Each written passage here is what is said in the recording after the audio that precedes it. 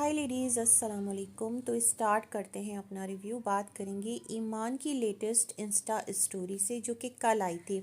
अच्छा, उसमें जो ईमान लिखती हैं वो कहती हैं उन्हें पता है कि जो मैस है वो उनकी वजह से हुआ है और वो जल्द ही इसको सबको ठीक कर लेंगी। अब इस स्टोरी को लेकर भी यहाँ पर डिफरेंट राय बन रही है। लोग जो है अजीबो गरीब किस्म के यहाँ पर अपने अपने ओपिनियन शेयर कर रहे हैं।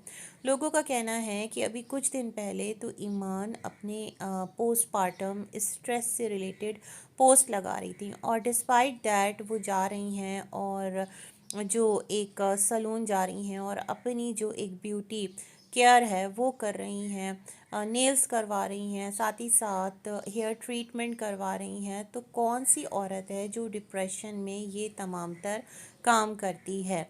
ये तमाम तर चीज़ें जो हैं वो ईमान की तरफ सवाल रेज़ हो रहे हैं। ज़ाहिर सी बात है, सोशल मीडिया है, आप अपना एक फ़ेज़ ला कर रखते हैं ज़िंदगी का और फ़ौरन से किसी और फेस पर जब आप स्विच करते हैं ना तो फिर लोग इस किस्म की बातें भी करने लग जाते हैं। लेकिन पॉइंट इज़ दैट थोड़ा सा अगर आप सोचें क्लियरली तो देखें, एक रिश्ता है हस्बैंड एंड वाइफ का, उसमें शौहर भी है, उसमें बीवी भी है और अब तो इनका एक बेटा भी है।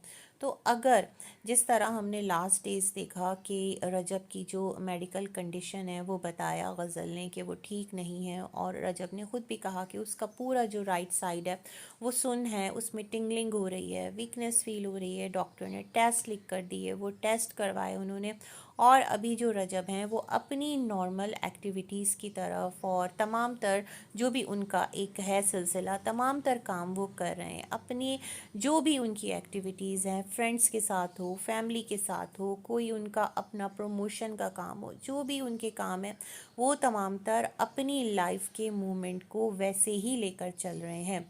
और उनका भी क्या था कि उन्होंने कहा था कि उनको डॉक्टर ने कहा कि आपको किसी किस्म की टेंशन है, आपने कोई टेंशन ली हुई है। तो रजब ने कहा नहीं, टेंशन क्यों लूँगा और टेंशन वेंशन नहीं लेता। बट पॉइंट इज़ दैट यही शो करना था कि वाक़यतन जो रजब है, ज़ाहिर सी बात है भाई, उसके साथ यहाँ पर 75 मसले हैं कोर्ट्स के, साथ ही साथ केसेस के, साथ ही साथ अपनी जो पर्सनल लाइफ है वो भी एक सवालिया निशान बनी हुई है। तो एक इंसान ना चाहते हुए भी बहुत सारी चीज़ों का स्ट्रेस तो ले ही लेता है। अब यहाँ पर सवाल ये उठता है कि जब रजब बावजूद इसके कि वो एक बेटे का बाप है और अपने बेटे से इतनी मोहब्बत है कि उसने अपने बेटे के नाम से, सुल्तान नाम से, एक परफ्यूम तक लॉन्च कर दिया और एक कहते हैं ना, बिल्कुल क्लियरली, ओपनली, लाउडली आकर कहा कि सुल्तान नाम रजब ने रखा था और रजब की मर्ज़ी, रजब का पैसा, रजब का बेटा, सुल्तान रजब का बेटा है ना। ये वाली जो एक डिस्क्रिमिनेशन है वो आ गई एक ही बच्चे को लेकर जो कि ईमान और रजब दोनों का है। अब अगर रजब अपनी लाइफ में खुश हो सकता है तमाम तर प्रॉब्लम्स के बावजूद, अपने फ्रेंड्स के साथ आगे अपनी लाइफ लेकर चल सकता है, अपनी फैमिली के साथ, अपने पेरेंट्स के साथ, बहन भाई जो भी रिश्ते हैं, एक्स वाई जी कज़न, सबके साथ वो खुश रह सकता है, तो वाई नॉट, ईमान क्यों नहीं खुश रह सकती?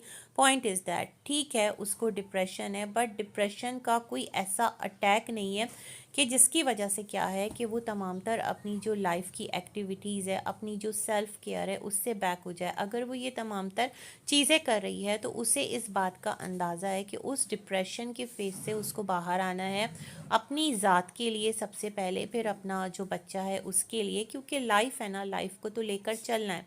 और यहाँ पर एक एग्जाम्पल सेट होती है कि जो लोग अपने ऊपर अपने हालात को बहुत ज़्यादा तारी कर लेते हैं, अपनी सिचुएशंस के जो एक हिसार होता है ना उसके अंदर बिल्कुल बाउंड होकर रह जाते हैं, तो इट्स बेटर आप उसमें से ख़ुद को बाहर निकालें। जो मसला है वो तो है, टाइम के साथ रिजॉल्व भी हो जाएगा, लेकिन जो आप हैं आप कहीं खो जाएंगे, आपकी पर्सनालिटी कहीं गुम हो जाएगी।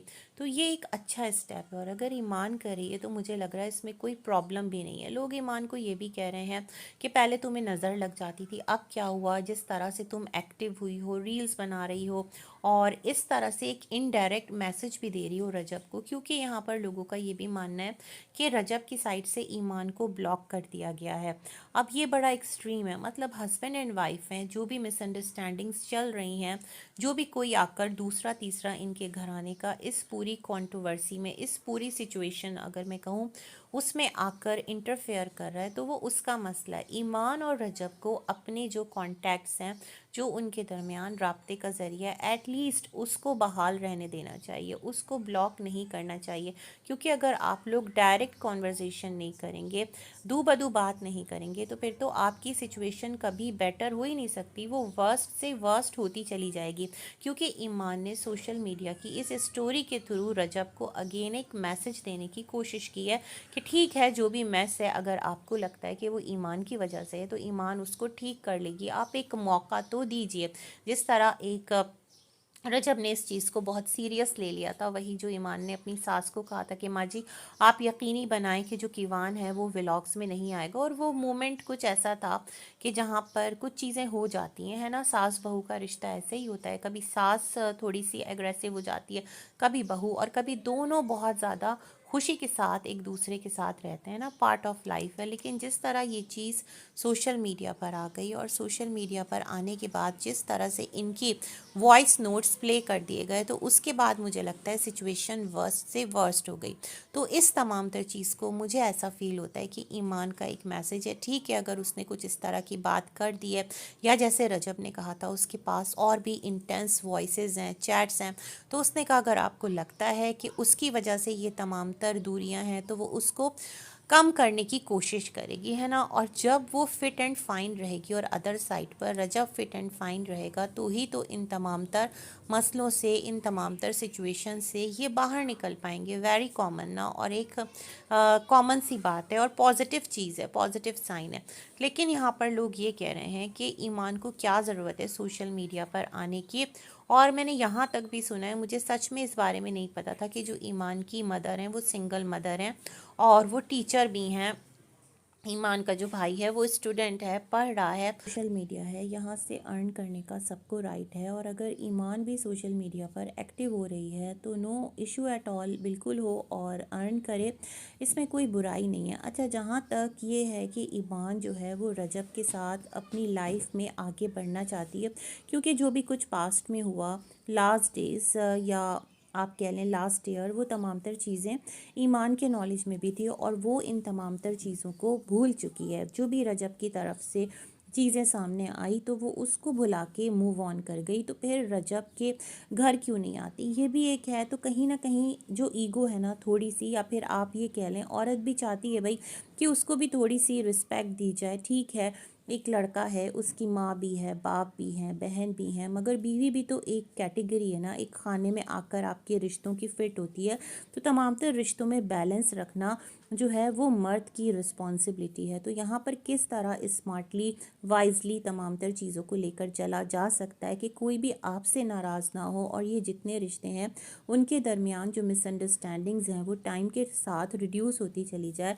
तो मेरे ख़्याल में ये रजब की रिस्पॉन्सिबिलिटी है। एक और बात मैं यहाँ करना चाहती हूँ, मुझे ऐसा लगता है कि ईमान जो है वो रजब के साथ अपना रिश्ता अपने बेटे की वान की वजह से कंटिन्यू रखना चाहती है, क्योंकि उसने जो एक लाइफ गुजारी है, अपनी वालदा को, अपनी मदर को स्ट्रगल करते देखा है, तो ये तमाम तर चीज़ें आसान नहीं होती।